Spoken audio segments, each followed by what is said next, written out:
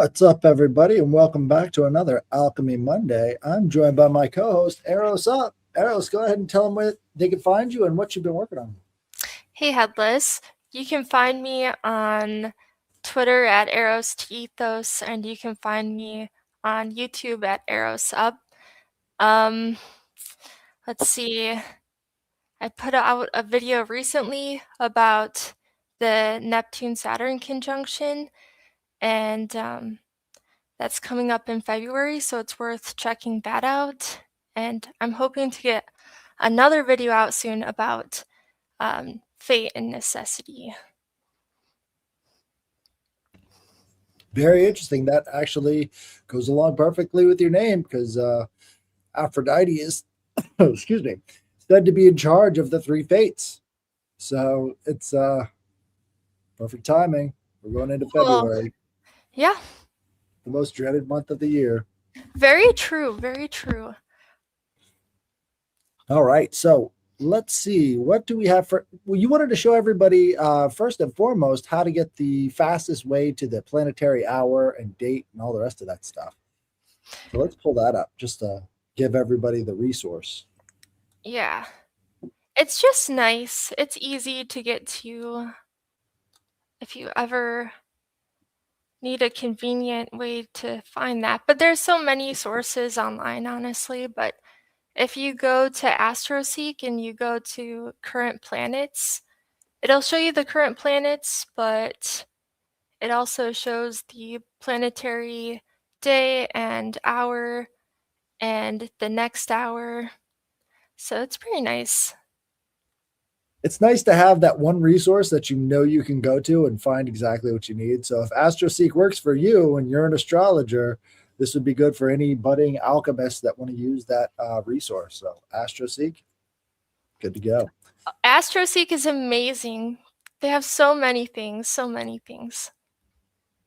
Awesome, awesome. So you were asking about circulation a couple episodes back, and so I picked out the Yeah, section on circulation, and it'll talk about it a little bit. And I think there's some other stuff to go with it, but we were we'll read talking through about this. the kidneys. Right, right. So the circulation process, it starts here. This is chapter 8 in the book Spagyrics, if you're following along at home. Circulation, also called rotation or pelicanization, is a specifically alchemical technique. It represents a form of elevation, excito, which in the alchemical view increases the curative power of the essence considerably.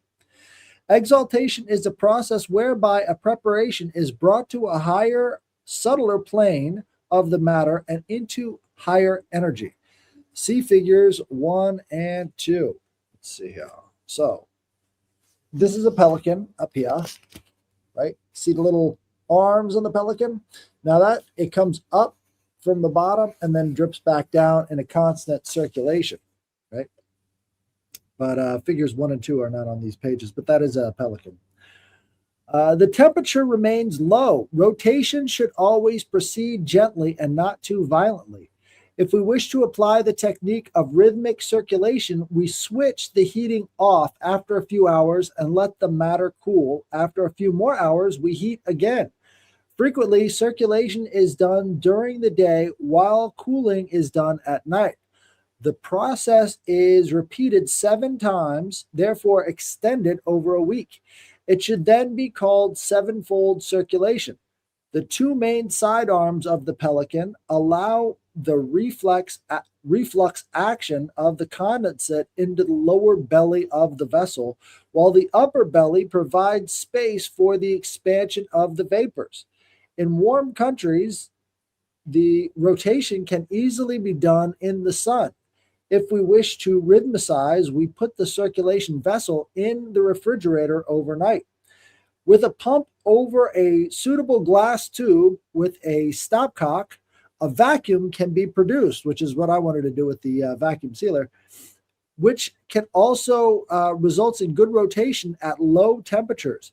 Figure 45 represents some of the proposals for fabricating modern circulation containers. So he's just saying these right in here would be good ways of connecting the two flasks in such a way that would give you the same, as above, so below type rotation. Uh, Let me see here. Of course, we can also have a classical pelican made by a glassblower. Until today, science has been unable to explain why circulation, especially rhythmic circulation, causes an exaltation of the product. It is similar with homeopathic potencies. Experience proves their validity again and again, but an explanation is beyond the present state of official science. Homeopathy, too, applies rhythmicization in its own ways. Again, you would be rhythmicizing with water if you're doing homeopathy. For instance, in succession, also the successive steps of potentizing. With potentizing, the matter proper decreases while the energy increases.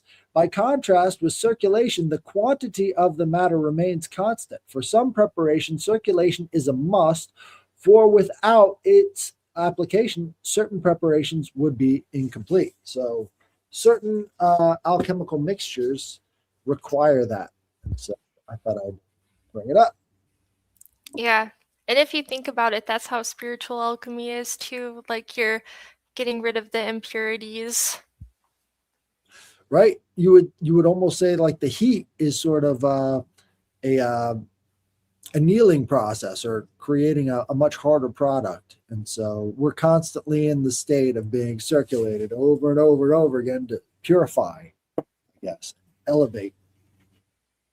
But it all depends on how well sealed your container is, because if you start to do this and some of it leaks out, you're screwed, which is always a possibility, especially under a vacuum. That's the biggest problem with working with the vacuum sealers, is that you're probably going to get a leak somewhere along the line. All right, do you have the Paracelsus von Hohenheim? Yes, I do.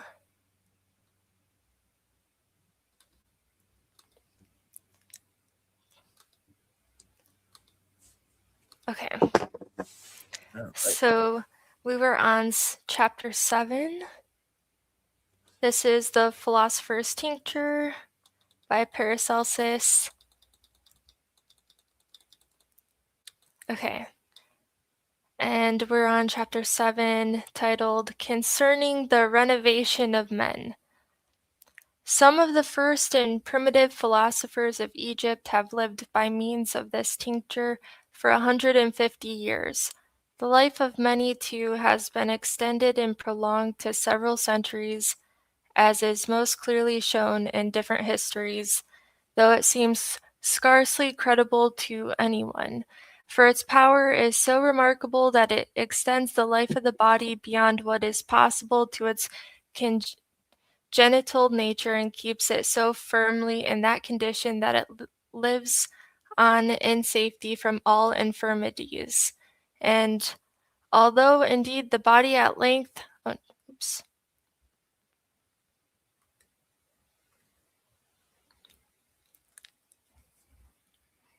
accidentally scrolled down too far. Okay. And although indeed the body at length comes to old age, nevertheless it still appears as though it were established in its primal youth. So then the tincture of the philosophers is a universal medicine and consumes all diseases by whatsoever name they are called, just like an invisible fire.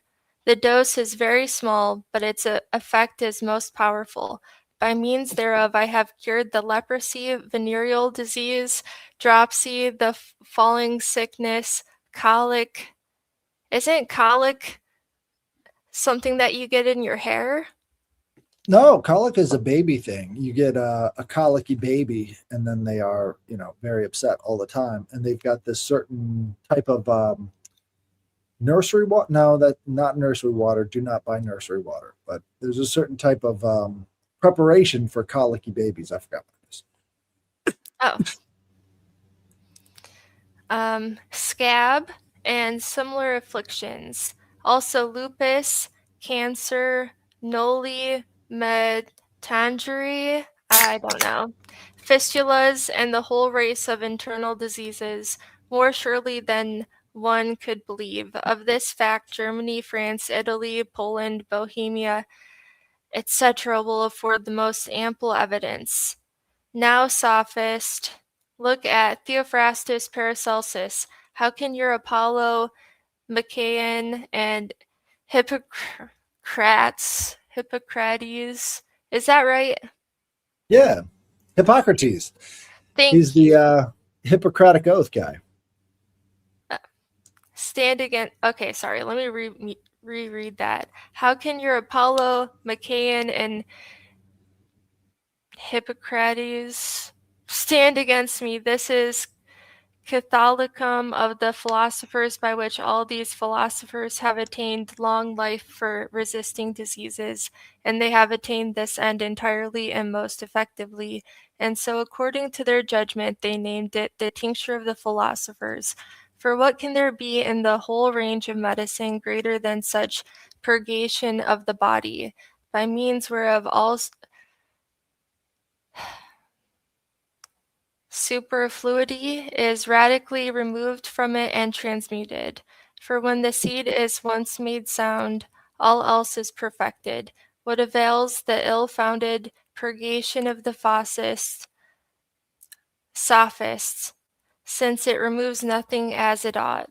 This, therefore, is the most excellent foundation of a true physician, the regeneration of nature and the restoration of youth. After this, the new essence itself drives out all that is opposed to it. To effect this regeneration, the powers and virtues of the tincture of the philosophers were miraculously discovered, and up to this time have been used in secret and kept concealed by true spagyrists. So it's kind of funny that they're talking about like this fire. What did they call it? The Invisible fire. Yeah, it was kind of funny that they called it that after we were just talking about that. You'll have that. Divination, right? So I think all divination involves some sort of synchronicity, right? Even if it's just, laying out the cards and whatnot, you're going to have some sort of a synchronicity that you recognize as part of the divination process. This cat, man. He knows Yes. I don't like him on the table, so he always specifically hops up there while I'm on camera. So I can't shoo him off the table. He's very good at this, but it is. So, yeah, he brought up superfluidity. And I thought that was interesting because I don't know how he could have possibly known about superfluidity. He brought up lupus too, and I thought that was kind of weird. I was Right? like I was like, was this like part rewritten or something modern day? Because that seems kind of weird.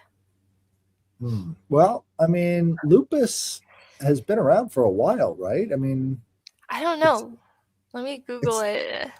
yeah, I don't know. Okay, so this is they're looking at the superfluid of helium. Oh my Is the gosh. coolest thing in physics. Literally, superfluid helium is no ordinary liquid. When you cool helium to just above absolute zero, it turns into a superfluid. In this state, it flows without any resistance, no friction, no viscosity, nothing. Imagine a liquid that can effortlessly creep up the sides of a container or flow through the tiniest of cracks. This isn't science fiction, it's quantum mechanics in action. Scientists are fascinated by superfluid helium because it breaks all the usual rules. It behaves like a liquid and a gas at the same time, and its ability to flow endlessly without losing energy? Mind-blowing. So, next time you think about liquids, remember, some can flow uphill and never stop. Superfluid helium, physics' coolest mystery. This is why Well, so do you think he was talking about that? He said superfluid.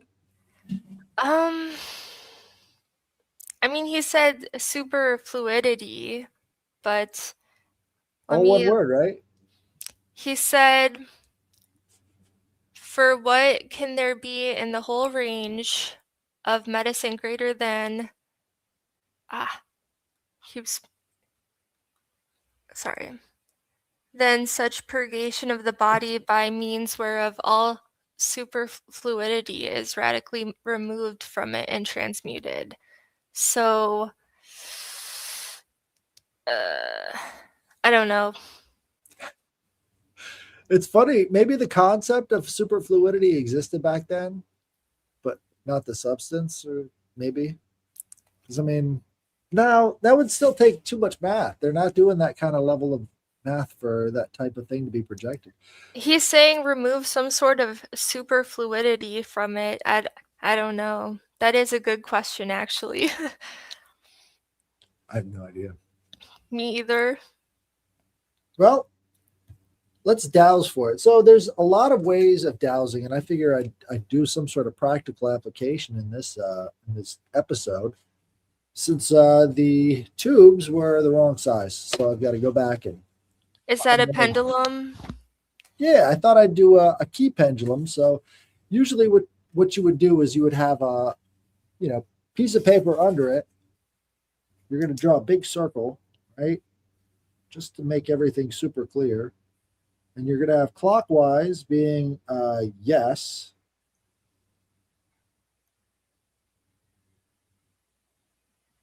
Counterclockwise being no.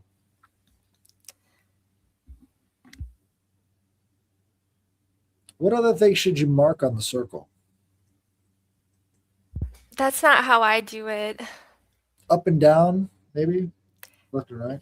No, I just ask it a question and then it tells me what's yes and no.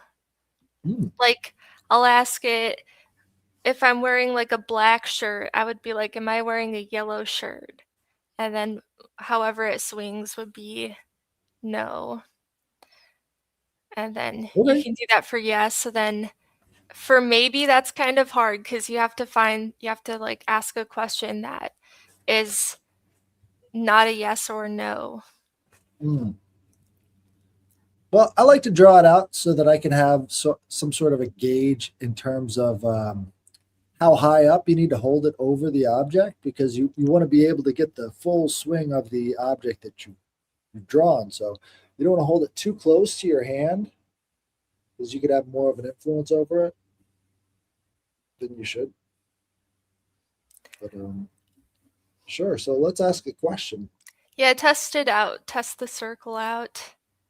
Okay. Is this a working design?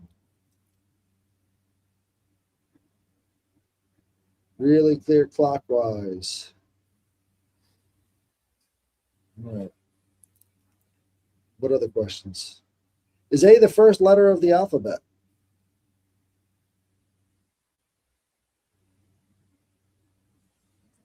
Right and left, which is also yes. Okay. Is my cat yellow? Pretty clear up and down. No. All right. Give me some questions. I don't have any good divination Astrological. questions. You can mix the two.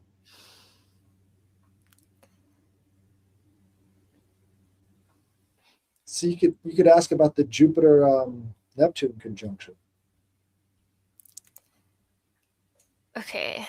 Is Saturn and Neptune, are they going to bring more themes of like this these fears of not meeting population replacement?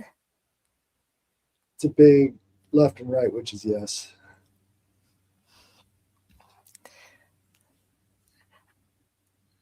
That's all I got. That's all you got? Okay. Yeah, at least in the US, I think that's going to be a big thing. Is Tuesday the best day to do alchemy on? Thank you.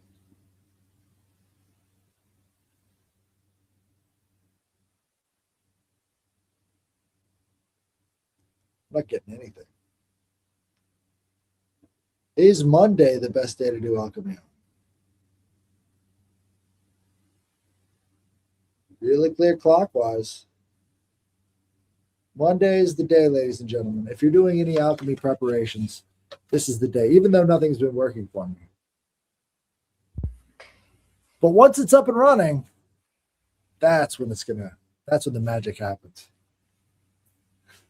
So, yeah, that's another episode. What do you think? We can probably end it there. You got anything else? Any astrology? Any kind of forecasts or? Well, I had a couple quotes from Carl Jung that I just ran into organically that made me think of the Philosopher's Tincture. I figured I would just read those. Let's see. I thought that I had them up. Let me just pull them up real quick. Because earlier in the Philosopher's Tincture, he's talking about like a peacock's feather, and he used something else that I think we'll recognize. Well, Jung borrowed heavily from Paracelsus's work. Yeah, I think that's pretty clear after reading this quote. Okay, so this is from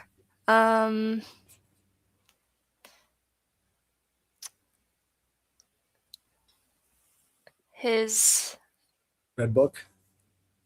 no, it's from some dream reflection Mm. text.